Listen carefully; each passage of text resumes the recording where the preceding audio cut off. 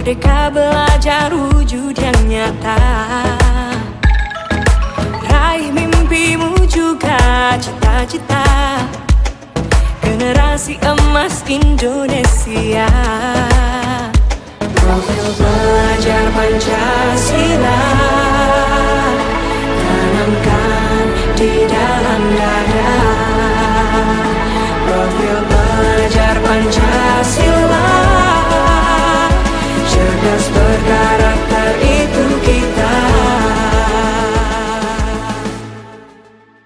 Assalamualaikum warahmatullahi wabarakatuh. Waalaikumsalam warahmatullahi wabarakatuh. Selamat pagi semuanya. Pagi Bu. Oke, anak semuanya, untuk mengawali kegiatan kita, ya tentunya pembelajaran pagi ini kita harus mengawali segala sesuatu itu dengan berdoa. Oke, baik anak ya, siap untuk berdoa? Siap. Baik, kita ketua kelas silakan pimpin untuk berdoa terlebih dahulu. Kemudian kepada yang non muslim silakan menyesuaikan saja. Baik, silakan ketua kelas langsung pimpin doanya. Baik teman-teman, untuk mengawali ibadah kita pada pagi hari ini, alangkah baiknya kita berdoa menurut agama kepercayaan masing-masing. Nah, untuk yang Islam saya pimpin dan yang non-Muslim saya menyelesaikan saja. Oke. A'udzubillahi minasyaitonirrajim. Bismillahirrahmanirrahim. Alhamdulillahirabbil alamin. Wassalatu wassalamu ala asrofil anbiya'i wal mursalin wa ala alihi washabbihi ajmain. Sebelumnya, apa kabar kalian hari ini? Sehat, luar biasa, tetap semangat. Bagaimana perasaan kalian pada pagi hari ini? Senang. Mana semangatnya? Mana semangatnya? Ini. Oke, anak-anak ya, akan mengabsen kalian. Yang hari ini yang tidak masuk siapa? Ya, Fahri. Fahri keadaannya bagaimana? Izin Ya, Fahri sakit. Terus siapa lagi nak? Fabio. Ya, Fabio. Fabio keadaannya bagaimana? Sakit juga. Ya, mudah-mudahan teman kita yang tidak hadir hari ini yaitu Fabio, kemudian ada Fajri, ya diberikan kesembuhan supaya bisa beraktivitas sebentar ya yang kita harapkan. Ya seperti itu ya anak ya. Ya.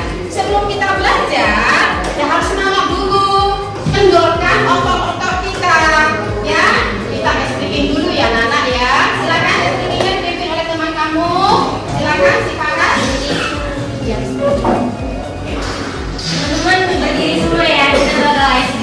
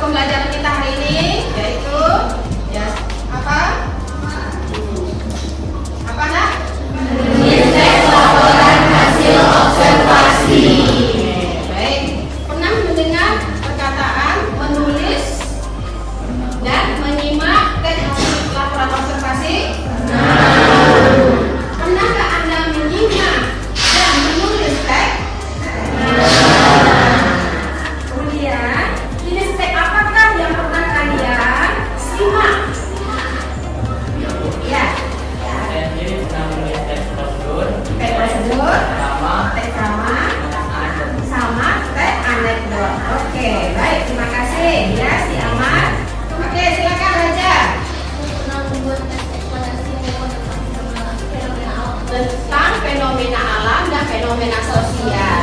Oke, baik. Ada lagi yang lain? Ada lagi yang lain? Baik.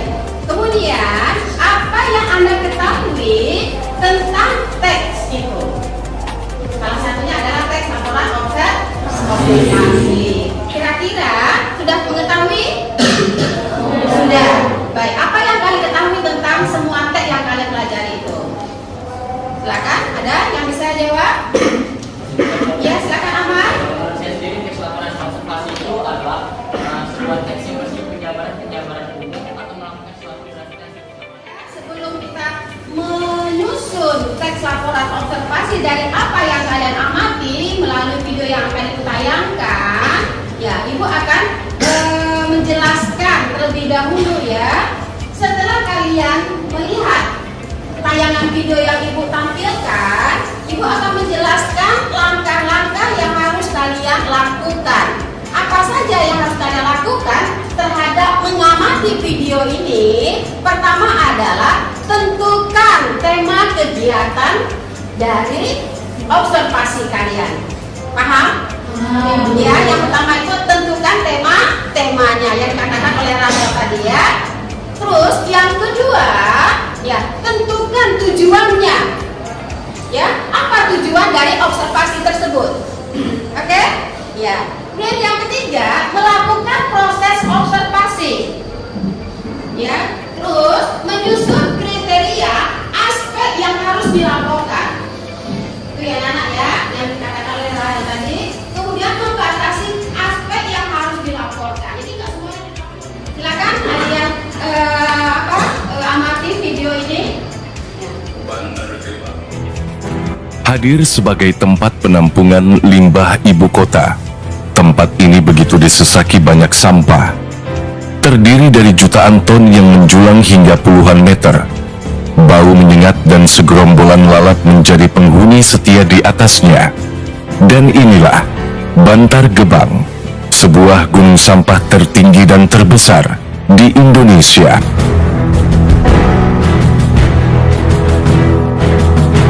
Bantar Gebang merupakan sebuah kecamatan di Kota Bekasi, Provinsi Jawa Barat, Indonesia. Di sini terdapat kawasan penampungan sampah akhir yang menjadi tempat utama pembuangan sekitar ribuan ton sampah per hari dari seluruh wilayah Jakarta dan Bekasi. Tempat pengelolaan sampah terpadu Bantar Gebang atau yang disingkat TPSP Bantar Gebang memiliki total luas area 117 hektar. Namun begitu, tidak semua area ini dijadikan zona buang. Beberapa titik difungsikan sebagai lahan hijau, gedung perkantoran, pabrik pengolahan, dan berbagai fasilitas lainnya. Bantar Gebang telah menampung banyak sampah selama puluhan tahun. Tercatat, tempat ini mulai beroperasi semenjak tahun 1989. Ada dua area pembuangan di sini. Area pertama, TPA Bekasi, yang menjadi tempat pembuangan sampah dari Kota Bekasi. Dan area kedua, yakni yang terbesar, yaitu TPSP DKI Jakarta, yang menjadi tempat penampungan dan pengolahan sampah dari wilayah Jakarta. Apa yang membuat tempat ini begitu mencuri perhatian banyak orang? Tentu saja karena hamparan sampah yang begitu luas sejauh mata memandang.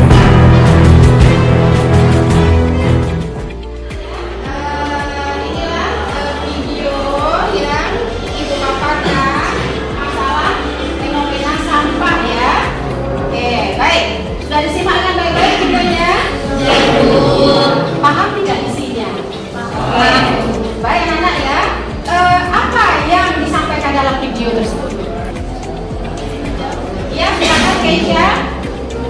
Jadi kata Gebang ini menjelaskan tentang banyaknya sampah. Ya. Namun sampah yang ditampung ini bukanlah hal yang salah karena akan diolah kembali.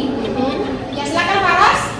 Izin menambahkan dan menjawab ya Bu. Iya, silakan ya. Bantar Gebang itu sendiri adalah kawasan penampungan sampah akhir Iya. yang menjadi tempat utama pembuangan sekitar ribuan ton sampah. Dan itu hanya berasal dari wilayah Jakarta atau ibu kota dari Bekasi. Namun peluang sampah tersebut itu dimanfaatkan oleh masyarakat kita. Ada sekitar 6.000 pemulung yang mencari nafkah di situ dan akan didaur ulang selanjutnya. Terus sampah-sampah itu sekitar ada 200 mobil pengangkut sampah yang masuk ke Bantar Gebang setiap harinya dan bakal ditimbang dengan menggunakan sistem komputer. Jadi seperti yang kita ketahui, Bantar Gebang ini merupakan sebuah kecamatan di Kota Bekasi, Provinsi Jawa Barat, Indonesia.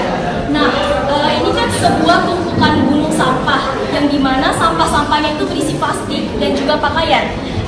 Dan juga mungkin ada beberapa yang dapat dijadikan atau diolah menjadi pupuk. Yang dimana pupuk ini dapat kita pakai buat tanaman tentunya dan juga tumbuhan-tumbuhan. Terima kasih Bintang, luar biasa ya. Penjelasan yang luar biasa. Ada Tesya, ada Maras, ada Salbia, ada Bintang, ada James ya. Jadi mereka yang apa yang kalian amati melalui video tadi itu ada ya bagian-bagian yang positif dan ada bagian yang negatif ya. Luar biasa ya anak ya. Selanjutnya ada pertanyaan dari Anda semua mengenai video yang sudah dipaparkan tadi. Silakan kalau ada pertanyaan. Kalau tidak ada pertanyaan, ya Ibu akan membagikan kalian kelompok. Ya, kelompok itu terdiri dari 5 orang, ya 5 atau 6 ya. Kalian membentuk beberapa kelompok untuk ya menyusun apa yang kalian amati, apa yang kalian simak dari video yang Ibu tayangkan tadi. Ya, silakan kelompoknya. Saya minta ini kelompok 3, kelompok 1, kelompok 2, kelompok 3, kelompok 4, dan kelompok 5. Ya, anak-anak kalian silakan mengamati apa yang kalian amati, apa yang kalian simak tadi, tuangkan. Ya, kalian cari ya informasi-informasi itu berdasarkan sumber-sumber yang akurat, ya literatur-literatur yang berhubungan dengan apa video yang disampaikan tadi. Ya, silakan kalian susun berdasarkan struktur teks laporan hasil observasi. Gunakan media yang kalian inginkan. Kelompok 1 medianya apa? PPT apa? Ya, PPT animasi. Kelompok 2 PPT animasi juga. Kelompok 3 PPT animasi juga. Kelompok 4 Jadi kami menggabungkan 2 media komik dan PPT. iya, menggabungkan 2 media yaitu media komik dan media PPT animasi. Kelompok 5 PPT animasi. Berarti banyak yang menggunakan PPT animasi dan ya 1 kelompok menggunakan iya komik. Silakan anak-anak bergabung dengan kelompoknya masing-masing. Saya berikan waktu 10 menit.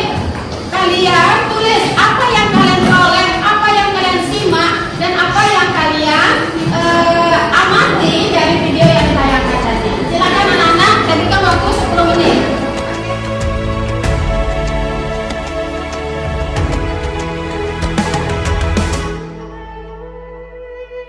Ayo memilih apa yang kau suka. Merdeka belajar wujud yang nyata. Raih mimpimu juga cita-cita. Generasi emas Indonesia. Profil pelajar Pancasila tanamkan di dalam dada. Profil pelajar Pancasila cerdas berkarakter itu kita.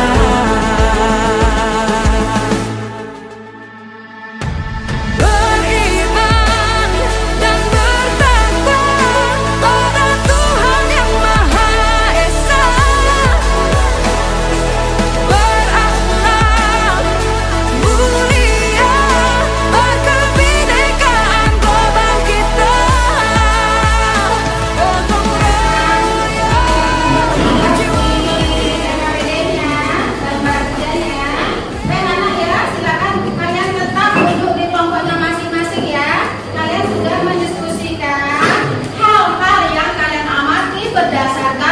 video tadi. Ya, berarti kalian sudah mengumpulkan data ya? Sudah mengumpulkan data, kemudian sudah mengolah data yang kalian dapat dari mengamati video tadi. Baik, ya. Saya tidak berurutan ya dalam memberikan hasil yang diamatinya.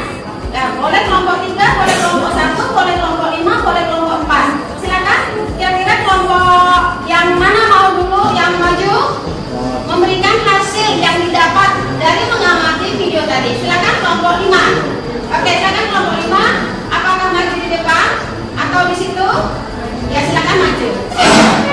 Silakan. Ya, saya berikan waktu hanya 3 menit ya, masing-masing kelompok. Silakan. Ya, silakan. Ya, ini media yang mereka gunakan adalah PPT animasi. Oke, kita hapus untuk kelompok 5. Saja ya. Baik.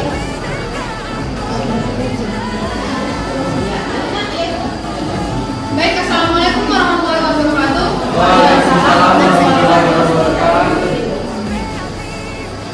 Kami kelompok 5 akan menjelaskan dan mempresentasikan hasil diskusi kami yang baru saja dilakukan, yaitu tentang hasil pengamatan gunung sampah tertinggi di Indonesia.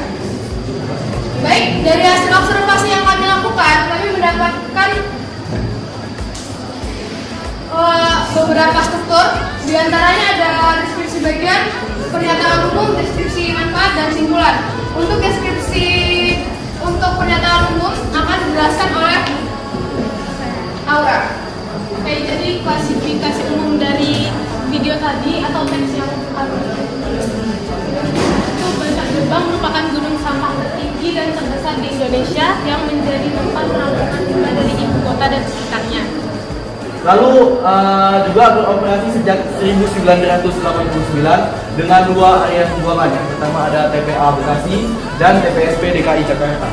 Lalu yang kedua ada proses pembuangan sampah. Nah, di sini sampah dibongkar, ditimbang dan dikelola dengan sistem yang terintegrasi dengan komputer. Terima kasih kelompok 3, kelompok 5 luar biasa.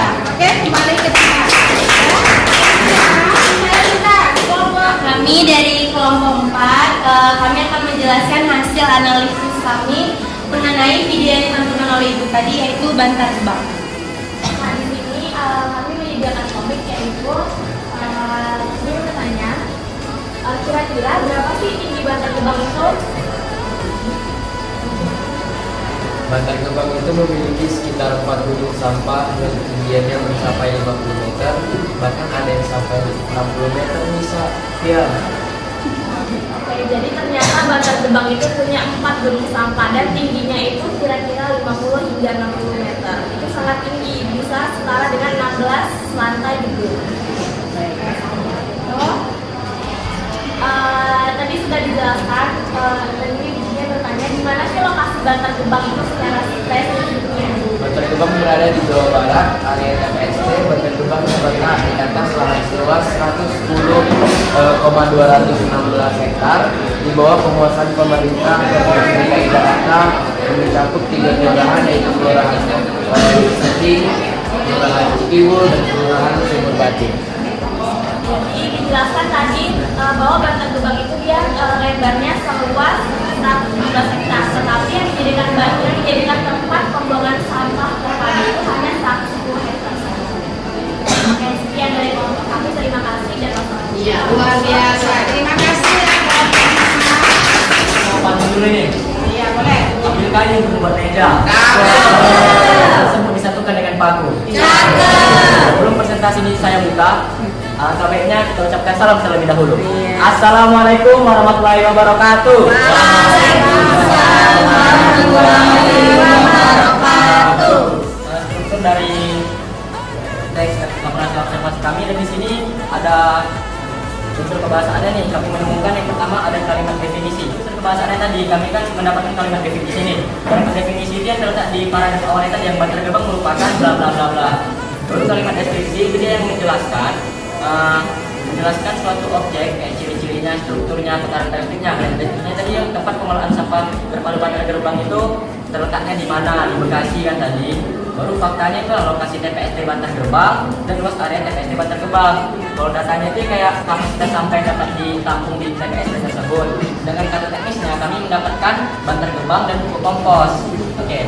Dan kalau untuk kondisi koordinasinya kan tadi seperti yang kawan saya baca tadi kan kita menentukan nih ada kata-kata dan atau ya. Nah, itu merupakan kondisi koordinasinya, yaitu satu hubung yang menyatakan sesuatu yang setara. Nah, tadi kan kita sudah dijelaskan oleh Bu Nani tentang teks laporan hasil observasi nih.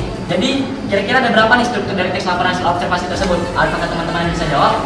Oke.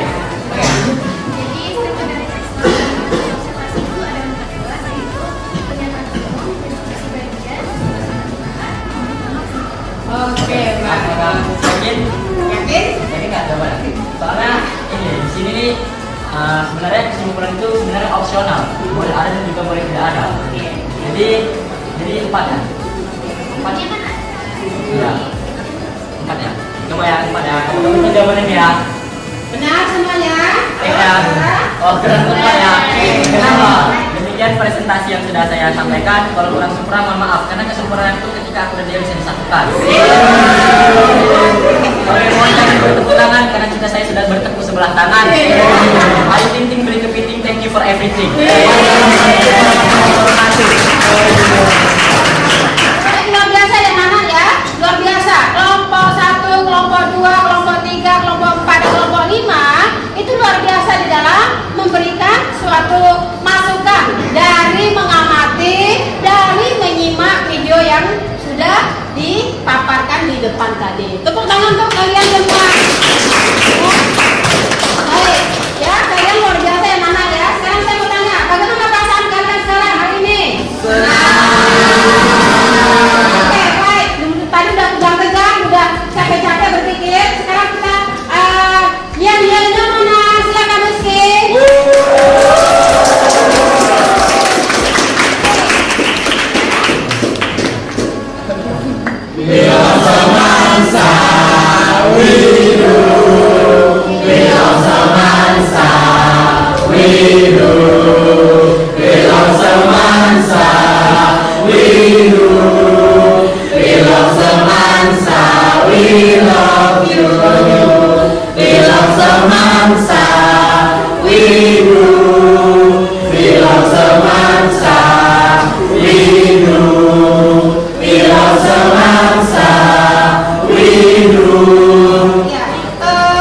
Siapa yang bisa menyimpulkan ya dari materi yang sudah dipaparkan oleh masing-masing kelompok? Ya silakan. Ya silakan Alia. Saya ingin berikan kesimpulan dari hasil presentasi kelompok lain. Ya, jadi kesimpulan yang bisa kita ambil itu adalah Bantar Gebang adalah tempat pembuangan sampah terpadu di seluruh Jakarta maupun Jawa Barat. Nah, kebanyakan orang kan memandang Bantar Gebang itu sebagai tempat yang buruk, yang kotor. Tetapi di sana terdapat sekitar 6.000 pemulung yang bergantung hidupnya di sana. Dan kita dapat melihat juga faktanya bahwa di luas area Bantar Gebang itu sebesar 117 hektar, yang dimana itu sangat besar, yang kalau dibandingkan dengan luas lapangan bola itu sekitar 200 lapangan bola. Dan pemulung-pemulung di sana itu kalau kita observasi dalam sehari mereka dapat meraih sekitar 100.000 sampai 300.000, yang dimana sebenarnya itu sangat lumayan besar untuk orang yang bergantung di sana.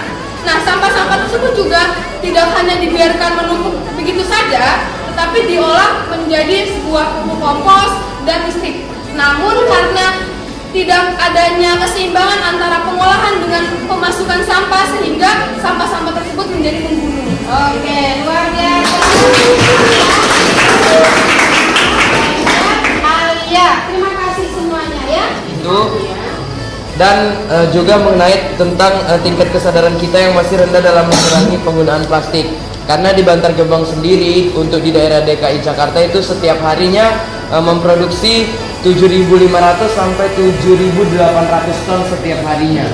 Jadi itu balik lagi ke mindset sendiri-sendiri gimana kita cara mengatasi untuk mengurangi sampah.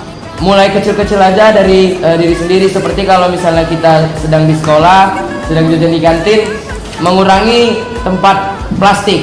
Lebih baik kita membawa botol minum atau tempat bekal sendiri, karena kita juga punya kayak reuse, reduce gitu-gitu kan. Jadi kita bisa menggunakan atau bisa berpatokan sama itulah untuk mengurangi sampah-sampah yang ada di Indonesia ini. Gitu. Terima kasih, Bu. Baik, terima kasih Pak Bio. Jadi saya sudah bisa memberikan pembuktian terhadap apa yang dipaparkan dalam Bantar Gerbang itu tadi. Jadi sampah dari sisi positif ada banyak, ya, dan dari segi negatif juga banyak. Sudah kalian buktikan melalui data-data yang kalian kumpulkan berdasarkan diskusi kelompok. Yang luar biasa.